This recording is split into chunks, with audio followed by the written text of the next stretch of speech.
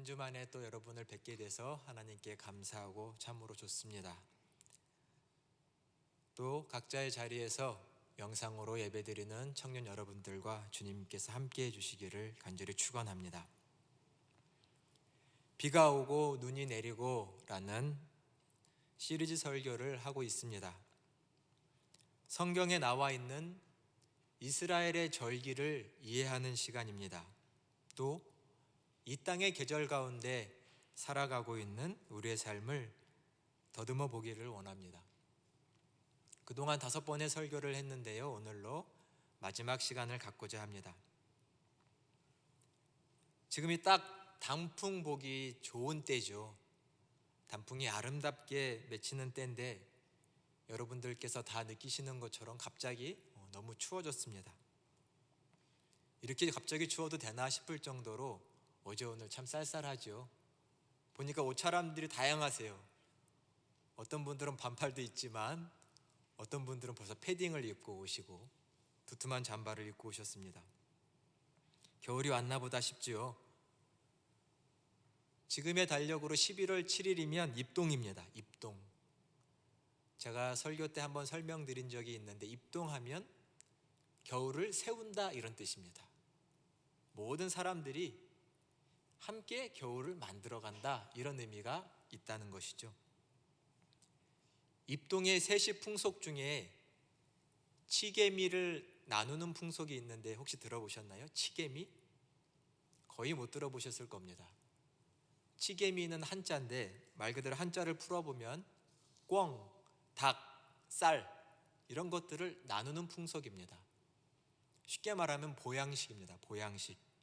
요즘은 그런 문화가 없지만 예전에는 마을의 어르신들이, 특별히 기운이 이제는 쇠약해져 가시는 어르신들이 이 추운 겨울, 동장군 같은 이 엄한 무서운 겨울을 잘 견뎌내시라고 어르신들께 꿩이나 닭이나 또 귀한 쌀을 가져다 드려서 몸보신, 보양을 시켜드리는 세시 풍속이 있었습니다. 어르신들이 기력이 약하실 때 이 겨울에 돌아가시는 분들이 종종 계실까 염려하여 마을 어르신들을 모아놓고 융숭이 대접하는 세시 풍속이었습니다. 요즘은 그런 모습을 찾아보긴 조금 어렵죠. 또 예전만큼 겨울을 견디기 어려운 때도 아니기 때문입니다. 하지만 이때에도 가까이 계신 어르신들을 찾아가서 따뜻한 말과 온기를 전할 수 있는 저희가 되었으면 좋겠습니다. 겨울에는 혼자 있으면 안 됩니다. 그죠? 밖은 춥지만 밖이 추울수록 서로 옹기종기 모여서 담소 나누고 우리 안에 있는 열은 더 뜨겁게 만들 수 있는 계절이 돼야 됩니다. 겨울이 옵니다. 겨울에는 자기만 생각해서는 안 됩니다. 내 가족도, 친구도, 옆에 있는 형제와 자매들도 생각하며 그 생각의 온기를 서로 나누어 이 겨울을 잘 견뎌야 합니다. 또 겨울에는 겨울이 주는 지혜를 알아야 합니다. 겨울이라는 계절은 씨앗을 만드는 계절이라고 한번 말씀드렸습니다. 겨울은 이 오곡백과와 같은 모든 식물들의 씨앗이 단단하게 연그는 계절이 겨울입니다. 춥지 않으면 이 씨앗이 잘 연글지가 않죠. 추워야 씨앗이 단단해지고 내년도에 다시 꽃을 피우고 잎을 낼 수 있는 씨앗이 되는 것입니다. 혹 우리가 인생의 겨울을 보내고 있다면 잊지 마셔야 합니다. 지금 우리는 씨앗을 준비하는 때인 것입니다. 아멘이시죠? 힘들 수 있습니다. 어려운 순간을 지금 지나갈 수 있지만 지금 우리는 곧 아름다운 나무와 꽃이 될 귀한 씨앗을 준비하는 때라는 것입니다. 이때에 마땅히 감내해야 할 것들을 감내하지 못하면 내년도에 꽃도 피지 못하고 가지도 제대로 내지 못하고 사그라들어 버리는 식물과 같을 것입니다. 그러나 이 겨울을, 이 시련의 때를 잘 견뎌나가면 곧 아름다운 꽃을 피고 열매를 맺을 것입니다. 사랑하는 공동체가 서로 이 겨울의 때를 함께 따뜻하게 보낼 수 있기를 간절히 축원합니다. 오늘 성서의 본문은 믿지 않는 사람들도 다 아는 아주 유명한 말씀이죠. 7절에 보니 죄 없는 자가 먼저 돌로 치라는 예수님의 유명한 말씀이 나옵니다. 바리새인들과 서기관들이 간음 중에 현장에서 잡혀온 한 여인을 예수님께 데리고 와서 예수님을 막 졸라서 말합니다. 또한 많은 사람들이 이 여인과 예수님을 둘러싸고 돌을 집어들고 마치 지금이라도 당장이라도 이 여인을 때릴 것 같은 흉흉한 분위기가 있습니다. 그 자리에서 예수님이 너희 중에 먼저 죄 있는 사람들이 돌로 쳐라, 이 말씀 한마디에 갑자기 그 흉흉한 분위기가 잠잠해집니다. 말씀해 보니 많은 사람들이 양심의 가책을 받았고 하나둘 물러갔다라고 되어 있습니다. 왜 돌을 들고 있던 사람들이 갑자기 물러갔을까요? 왜라는 제 질문이 이상하게 들릴 수도 있으시지만, 아니 당연히 예수님의 그 말씀 한마디, 죄 없는 자가 돌로 먼저 쳐라, 이 반박의 여지가 없는 이 말씀에 당연히 다 물러갈 거 아닌가? 라는 생각이 드실 수도 있지만, 오늘 성서의 배경을 조금 더 깊이 살펴본다면 그 은혜가 더할 것입니다. 지금 간음 중에 현장에서 잡혀온 여인이 한 명 여기 있습니다. 서기관과 바리새인들이 데리고 와서 예수님께 질문을 던집니다. 이 여인은 분명 자기가 잘못한 것이 있지만 상황상 이 여인은 그보다 더 많은, 더 악하게 이용을 당하고 있는 것이 사실입니다. 서기관과 바리새인들이 예수님께 묻습니다. 이 여자가 현장에서 간음하다 잡혀 여기 왔습니다. 모세 율법대로 하면 돌로 치라고 말했는데 선생님, 당신은 이런 상황에 이 여인에게 어떻게 하라고 말씀할 겁니까? 라고 질문합니다. 6절에 보니 예수님을 고발할 조건을 얻기 위해서 이리 했다라고 말하고 있습니다. 이 바리새인과 서기관들에게 양심이라는 것이 있을까요? 이들은 예수님을 잡아서 십자가에 결국은 죽인 사람들입니다. 성경에 보면 이 사람들을 가리켜 양심에 화인 맞은 사람들이라고 했습니다. 이런 사람들에게 양심이 있어서 지금 예수님의 말씀 한마디를 듣고 조용히 물러갔을까요? 다른 사람들은 몰라도 우발적으로 방관자가 돼서 갑자기 돈 하나씩 들고 이 자리로 모인 사람들이라면 다시금 정신 차려서 돌아가자 했을지 모르지만, 적극적인 이 상황에 가담자고 만든 사람들이, 서기관과 바리새인들이 예수님이 이 말씀 한마디 하셨다고 갑자기 양심이 막 가책을 느껴서 물러갔을까요? 본문의 상황을 조금 더 깊이 살펴봐야 합니다. 어쩌면 이들의 기질상은 목이 뻣뻣해서 다시금 예수님과 제2라운드를 벌여야 할 사람들입니다. 오늘 말씀의 1절과 2절에 보니 오늘 사건의 시간적인 공간적인 배경이 나옵니다. 예수님께서 아침에 성전에 다시 들어가셨다라고 나옵니다. 때는 아침이고 장소는 성전입니다. 어떤 날 아침인데 이 아침은 어떤 날일까요? 지난 시간 우린 초막절에 대해서 함께 나눴는데요, 초막절은 일주일의 절기입니다. 일주일을 다 보내고 난 마지막 날 다음 날, 굳이 초막절 첫날을 기준으로 하면 8일째가 되는 날인데 바로 그날 아침입니다. 지난 초막절이 어떤 절기라고 말씀드렸죠? 한 해의 농사가 다 잘 맞춰진 것, 추수한 것에 대해서 최종적으로 감사제를 드리는 날입니다. 또 그날에는 관제, 실로암 물가에서 물을 퍼다가 하나님의 번제단에 부어 제사를 드리면서 하나님 다음 해에도 추수가 잘 될 수 있도록 풍성한 이른비를 내려주십시오 기원하는 기원제이기도 합니다. 번제단의 남서쪽에는 버드나무를 꺾어다 세워놓고 버드나무가 시드는 것을 보면서 우리도 하나님의 은혜가 없이는 이 버드나무처럼 시들어버릴 존재입니다 라는 걸 생각하며 늘 하나님의 은혜가 필요한 자가 우리입니다 하나님께 고백을 했습니다. 바로 그 자리에서 요한복음 7장에서는 예수님께서 설교를 하셨죠. 누구든지 목마른 자는 다 내게로 와라. 내게로 와서 마셔라. 나를 믿는 자는 그 배에서 생수의 강이 흘러갈 거다. 예수님께서 이 설교를 하신 것이 바로 초막절 마지막 날이고 요한복음의 7장에 기록되어 있습니다.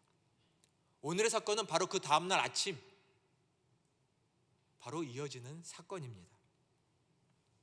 초막절 절기가 마친 바로 그 다음 날을 이스라엘 민족은 특별한 날로 좀 구별해서 지켰는데 이 날을 휘미니 아체레트라는 말을 정했습니다. 초막절 8일 이런 뜻인데 특별히 이 날에는 노동도 하지 말아야 하는 안식일처럼 특별한 날로 구분한 날입니다. 그날엔 특별한 행사들이 있지요. 오늘 말씀은, 오늘의 사건은 초막절 마지막 7일에서 8일로 넘어가는 이 시간대를 잘 이해해야만 그 은혜를 알 수가 있습니다. 도대체 어떤 날일까? 7일째에는 번제단에서 많은 사람들이 제사를 드리고 뭐 한다고 했죠? 행렬을 돌아서 이 제단을 돌아갑니다. 마지막 날에는 7바퀴나 돕니다. 그리고 호산나 호산나 외치면서 하나님을 찬송하고 기도했죠. 또한 땅바닥에는 버드나무가지를 내려치며 그 이파리가 떨어지게 한 날이 초막절 마지막 날입니다. 이 많은 순례자들과 행렬들의 사람들이 초막절이 딱 끝나면 다 집으로 고향으로 돌아가는 것이 아니라 그 밤에 유대의 절기 날짜상으로는 밤이 하루가 시작되기 때문에 8일 날부터 시작되는 행사에 참여하기 위해서 다들 집으로 돌아가지 않습니다. 그 축제를 관제의 축제라고 말합니다. 관제의 축제. 이 축제는 지금 쉽게 말하면 올라이트 축제입니다. 밤새워서 노는 날입니다. 밤새워서. 이 8일의 축제가 시작될 때는 어떻게 시작이 되냐면, 우리 사진을 한번 보여주시겠어요? 그림. 저쪽에 그림에 보면 게이트 문 같은 게 보이시나요? 니카노르라는 성전의 게이트가 하나 있습니다. 저기에 제사장들이 계단에 일렬로 쫙 서서 은나팔을 불기 시작합니다. 은나팔을 빵빠레를 크게 불기 시작하면 행사가 시작됩니다. 그러면 그 당시에 있던 유명한 랍비들, 똑똑한 현인들이 다 나와서 찬양을 하고 춤을 추면서 축제를 벌입니다. 밤새도록 춤추며 노래하며 하나님께 감사하는 축제를 벌이는 날이 바로 초막절 8일이라고 하는 관제 축제의 날입니다. 저곳은 제단이 있는 제사장의 뜰 바로 옆에 있는 여인의 뜰이라는 곳입니다. 성서에 여인의 뜰이라는 곳이 많이 나오는데, 저기 보면 2층에 테라스 같은 곳이 있는데 거기서는 여성들이 모여서 이 축제를 벌이고 있는 남성들의 모습과 랍비들과 현인들의 모습을 구경하는, 밤새 여러 순서들이 있는 축제의 날입니다. 저 축제를 하기 위해서 순례자들은 떠나지 않고 있게 되죠. 랍비 문헌에 보면 저 축제가 얼마나 재미있었던지, 흥이 넘치던지 랍비가 기록하기를, 관제의 축제를 경험해 보지 못한 사람은 진정한 기쁨을 모르는 사람이다 라고 말할 정도였습니다. 그만큼 기쁨의 축제였다는 말이죠. 밤새도록 닭이 울 때까지 저 축제를 초막절 8일에 이스라엘 사람들은 가졌습니다. 그리고는 저 제사장 행렬이 순결과 정의의 문이라는 다른 성전의 문에 도착해서는 이런 말을 합니다. 도착해서 서쪽으로 등을 향하고, 서쪽이란 지성소가 있는 곳이죠. 그곳을 향해 하나님께 이렇게 기도문을 외칩니다. 이 성전에 계신 하나님,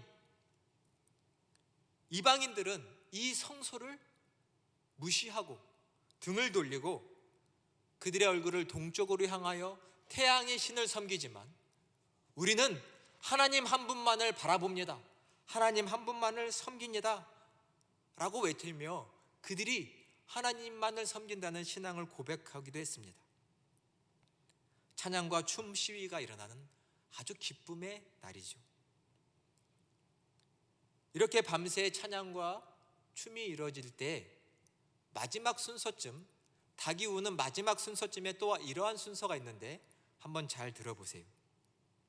어르신들이, 이 많은 무리들의 어르신들이 먼저 이렇게 선창을 합니다.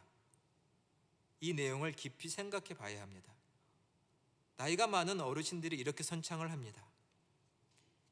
이 찬양과 선창을 죄를 사해 주시는 하나님을 향한 찬양, 이렇게 말합니다. 죄를 사해 주시는 하나님을 향한 찬양, 이렇게 선창을 시작합니다. 오 기쁨, 우리의 젊은이들, 헌신자들, 현인들이요, 우리 노인네들에게 수치를 돌리지 마소서. 이 찬양은 나이가 많은 분들이 더 깊이 공감할 수 있을 겁니다. 그동안 살아온 내 삶을 보며 부끄러움이 많은데, 자랑할 것이 많지 않은데, 부끄러운 인생이지만 수치를 내게 돌리지 말라는 간곡한 부탁이 담겨있는 찬양입니다. 그 다음 화답으로 젊은이들이 이렇게 얘기합니다. 오 기쁨, 우리는 노인들과 함께 젊은이들의 죄를 씻을 수 있습니다. 한참 젊음이 있고 혈기가 왕성한 그들에게도 죄가 없지 않지요. 우리의 죄도 씻어주시기를 하나님께 간구하는 기도입니다. 그리고 다 함께 축제에 참여한 자들이 이렇게 찬양으로 마칩니다. 젊을 때에 죄를 사함받은 자는 복이 있다. 하나님 앞에 경거망동하던 모든 인간의 모습들 앞에서 이것을 사함받은 자는 다 복이 있다. 함께 찬양을 하고 이 관제의 축제를 마치게 됩니다. 바로 이때가 해가 떠오르는 때인데, 바로 이 해가 떠오를 때, 바로 그 다음날 아침 예수님은 성전에 오르신 것입니다. 성전에 올라서 가르칠 때에 바리새인과 서기관들이 가늠한 여인을 잡아다가 예수님 앞에 데리고 와서 예수님을 시험하고 있습니다. 바로 이때에 아마 성경상 예수님은 이 관제 축제에는 참여하지 않으신 것 같습니다. 또 바리새인과 서기관들도 예수님을 어떻게 올감해서 법적인 고발을 할까 궁리하느라고 이 축제에 참여하지 않은 것 같습니다. 많은 사람들은 관제 축제를 통해서 우리의 죄를 사해 주신 하나님을 찬양하고 그 은혜에 감사하며 밤새 축제를 벌였는데, 그 아침에 예수님은 성전에 나와서 사람들을 가르치실 때 한 여인이 잡혀왔죠.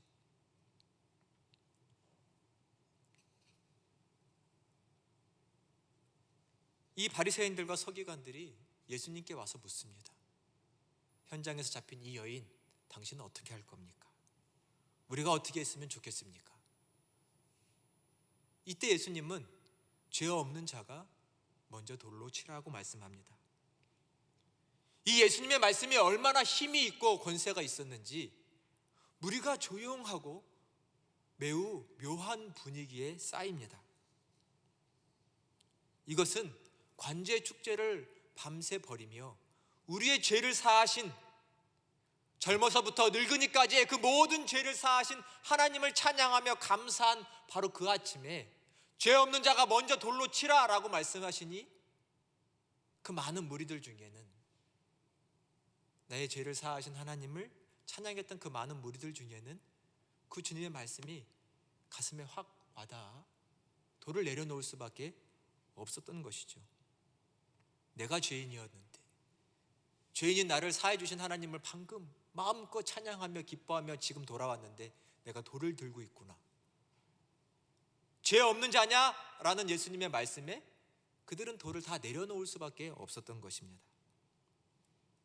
물론 바리새인과 서기관들은 양심의 가책을 받지 않았을 수도 있지만, 이 예수님 말씀 한마디에 생긴 이 묘한 분위기와 압도적인 상황 속에서 그들은 다음 작전으로 한 발 물러설 수밖에 없었던 것이죠. 죄 없는 자가 누구냐? 오늘 우리에게 하시는 주님의 말씀인 줄로 믿습니다.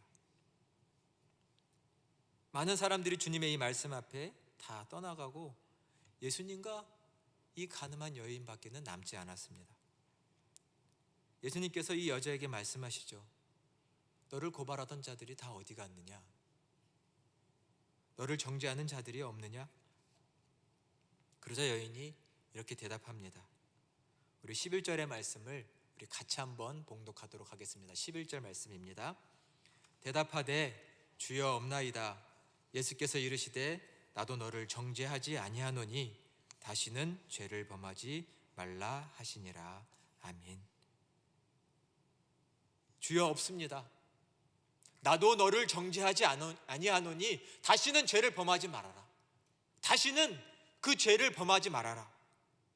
예수님의 간곡한 명령이시고 그 여인을 향한 삶의 방향을 지어주시는 겁니다. 다시는 죄를 범하지 말아라. 다시는 어둠 가운데 거하지 말아라 라는 말씀입니다. 어떻게 죄를 짓지 않을 수 있을까요? 나의 죄된 모습은 하루아침에 생긴 게 아닐 텐데. 그런 여인을 향해 예수님은 12절에 이렇게 말씀하시죠.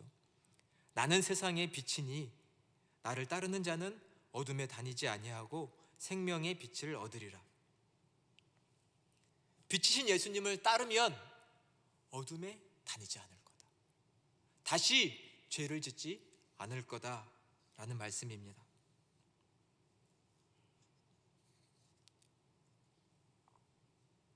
세상의 빛으로 오신 예수님, 우리 그리스도인들은 너무나 잘 아는 얘기죠. 그러나 지금 이 순간에 왜 예수님은 이 가늠한 여인을 향해 자기를 가리켜 나는 세상의 빛이다, 생명의 빛이다 라고 증언하셨을까요? 이 또한 초막절 8일을 생각해 보면 그 의미가 더 깊어집니다. 아까 잠시 말씀드렸지만 초막절 8일에는 성전의 여인의 뜰이라는 곳에서 관제 축제를 벌이는데 밤새 이루어지게 됩니다. 컴컴하면 축제를 벌일 수 있을까요? 벌일 수 없지요.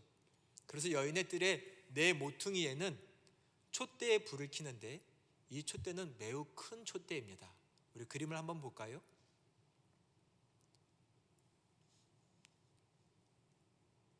사람이 사다리를 타고 올라가서 기름을 붙여야 하는 매우 큰 촛대가 여인의 뜰의 동서남북 사방에 있습니다.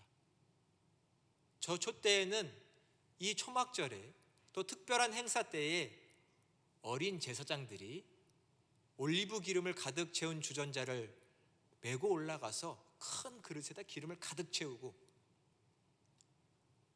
이제 은퇴를 해야 하는 늙은 제사장들의 오랫동안 수고한 그들의 옷자락을 가지고 심지를 만들어서 불을 붙여서 환한 불을 밝힙니다. 성전뜰의 네 곳에다가 저렇게 불을 밝히면 그 당시에 사람들이 기록하기를 예루살렘 성이 훤히 밝혀지는 것 같았다라고 기록이 되어 있습니다. 그 불이 그 촛불의 모습이 얼마나 컸든지. 물론 과장일 수도 있겠지만 이런 기록도 있습니다. 유대 땅의 저 동편에 있는 여리고에서 유대 예루살렘을 향해 걸어오는데 그 밤에 켜져 있는 등불을 보고 사람들이 길을 잃지 않을 수 있었다라고 말할 만큼 길잡이를 할 수 있는 큰 불이기도 했다라고 합니다. 밤새 이 큰 불이 초막절 8일 관제 축제 때는 예루살렘 성 안에 그 불을 볼 수 있었던 것이죠. 그 불을 보며 하나님이 우리와 함께 하신다라고 생각을 한 것입니다. 이런 불빛을 본 많은 사람들, 또 이 여인 앞에 예수님은 자기를 빛으로 소개하신 것이죠. 성전을 밝히고 예루살렘을 밝히는 이 빛처럼 나는 세상의 빛이다. 모든 어둠을 밝힐 수 있는 빛이다. 사람의 마음속에 있는 모든 어둠을 밝힐 수 있는 생명의 빛이다 라고 예수님이 자기를 가리켜 말씀하신 것입니다. 사랑하는 여러분, 예수님께서 세상의 빛으로 오신 것을 믿으십니까? 정말 믿으시나요? 예수님만이 생명의 빛으로 이 땅에 오셨습니다.